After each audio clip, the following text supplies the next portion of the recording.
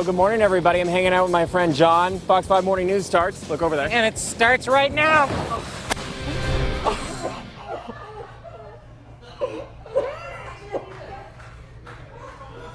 She's a really sweet dog. I mean, she's had several litters of puppies, but a great temperament, a really sweet dog. Oh. That's not exactly what we would have expected. Now, and here at the range. This weekend, President Obama and top lawmakers are working to come up with a budget agreement so they can raise the amount of money that our country can borrow. Broward Sheriff's deputies arrest a man who they say has more pussy than he can handle. I'm Kathleen Corso with that story coming up on Channel 6 Action News. Carefully roll up when you're done with your hundreds. He's stuck. Wow, that's great form. All right, roll back up.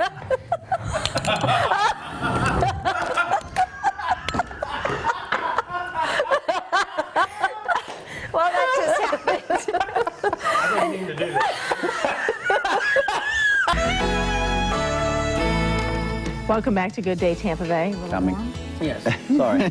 Coming up in this next half hour, the scoop on frozen yogurt. Is it really any healthier than ice cream? We'll get the skinny on what many think is a positive, low-fat alternative. Very good, Ann. Plus, Bill Murphy hits the road for another one-tank trip. His next destination will probably leave you feeling a little jolly. All right, forecast outside for us today. I'm sorry. A man in West Virginia faces assault charges after police say he passed gas and fanned the officer. I mean, don't laugh. After the man was already arrested for DUI, according to police report of St. Cruz. I can't even get through this. Or provoking nature. Sweetwater police say they welcome some of the panel's recommendations, but money will be a key factor as to whether or not they'll be implemented. But one thing money can't buy is your mama. She's for free and everybody knows it. Robert Gilmartin, News Center 7, Sweetwater. The former head of the International Monetary Fund is now free on bail, and the outlook in the sexual assault case against him seems more in his favor tonight. Fox News correspondent Laura Engel explains. And if you're not really into the tree lighting thing, you should still come down here because this architecture. Tell us a little bit more. Well, the Seaport's a lot more than just shopping. I mean, it's a neighborhood, and there's so many different places you can hang out. You can just come and be by the water.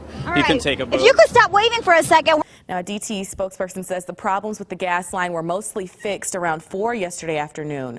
Workers were able to check most homes by 7 last night. They say all workers were required to leave a note behind explaining why they had to enter the home and lock the door as they left. Mike? Thank you, Tamara. I appreciate that. All right. Victim statements have given Chris and Shannon's parents the chance to confront their children's convicted killer, and in Hugh Newsom's case, to actually get an answer out of him.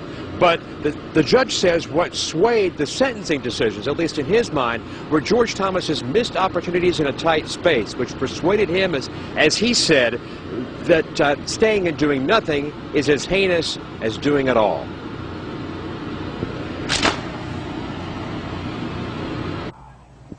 All right, we're having technical difficulties, as we can see. A little frustration there.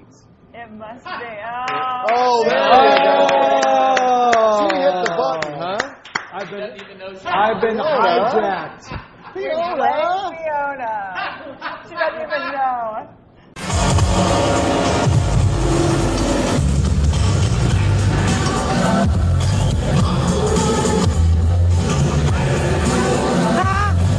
Nothing like that before in Washington in regards to an earthquake, so it definitely caught me by surprise. And when I found out that it was an earthquake, I was a little more relieved that it wasn't nothing in regards to some kind of terrorist attack or anything like that. Because that was the initial instinct a lot of us had.